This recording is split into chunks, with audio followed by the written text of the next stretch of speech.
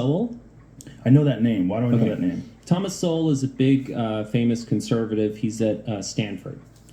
He's at the Hoover Institute, I think. Anyway, so, within this, first, just to set all this up, we should set up briefly how does culture work, right?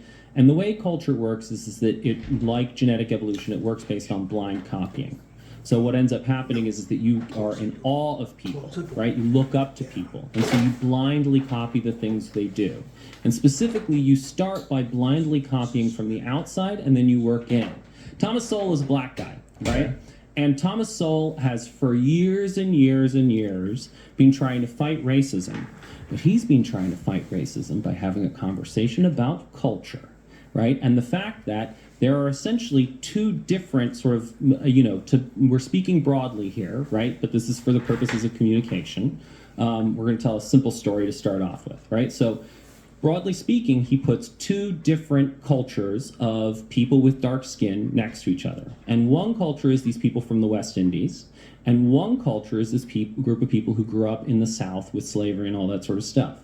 Now, what one group, the West Indies group, does really well. So a lot of the successful black people like Colin Powell, are originally from that cultural heritage.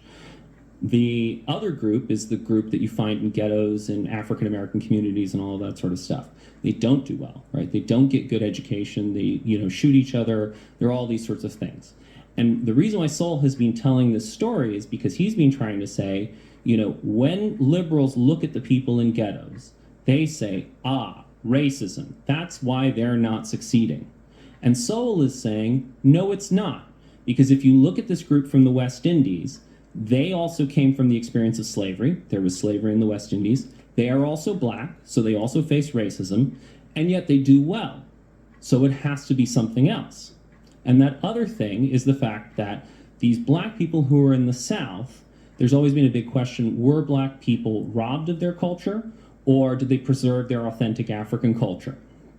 And what Sowell is saying is that they were robbed of their culture, and so they picked up the culture of the people around them, and the people around them were rednecks. And if you look at the white redneck culture and the black redneck culture, they have a lot of the same values. They don't particularly respect education, they love Jesus, they use violence in their conflicts, and there's just, a lot of the same values and a lot of the same outcomes. And even Ebonics, which is, black English, is actually all from the west of England. So it's actually this... What? It's from the west of England. So, for example, if you go to places like Cornwall, there used to be these amazing ads on British TV, right, for this Devon custard or whatever, and they would always say, Devon knows how they make it so creamy, and they all talk like this, right? And so it doesn't sound like black English, but they do say things like, I be doing that, and we be doing this, and you be doing that, and they be doing that. And so there's that use of that copula be, right, where instead of saying I am, you are, he is, she is, they are, they just say I be, you be, we be, they be, which is the classic feature of black English, African American vernacular English. Right. Now, the point is that... Mind blower. Mind blower. Now, let's imagine that, how do you think that Thomas Sowell has been received by liberal America?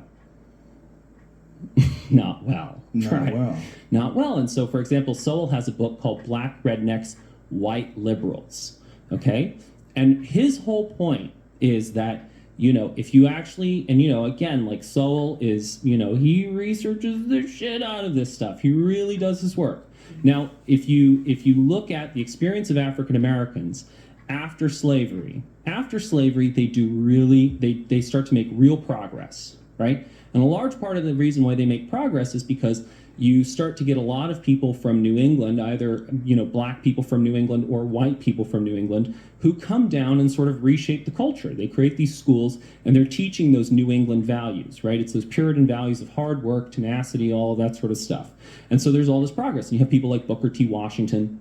And Booker T. Washington was an actual slave. And then after he got his freedom, he got to go work in a salt mine, which is literally the worst job ever.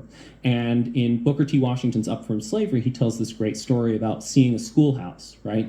And that, he thought that going into a schoolhouse was about as close to heaven on earth as you could get. Whoa. Like, this is a dude who wanted an education really, really badly. And that's a lot of what you find in the, early black experience in, the post-slavery period. And in fact, blacks, before sort of World War II actually had higher rates of marriage than whites, all of these sorts of things that, are now supposedly a problem. And then there's this turnaround, right? The black experience starts to go south, right? It starts to get worse. And what year is this around? This is post World War II, right? So post-slavery, black people experience a rebounding. They're starting to make some progress. There's ambition. Progress. Yeah.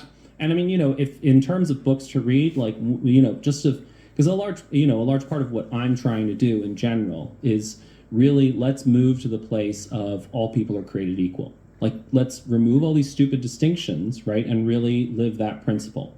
And the problem is that in order to really live that principle, you need a new narrative that beats slavery. So, it's not, if you go and talk to racists, you can't just say racism is bad. Like, that doesn't destroy racism, right? What destroys racism is when you make sense of the things that they know, right? They see, people who are violent in the ghettos, or they see crime, or they see a lack of education, or they see that Africa is poor. And you're able to tell a better story that makes sense of the things that they know, but also comes out with the conclusion, oh, we actually all have the same potential.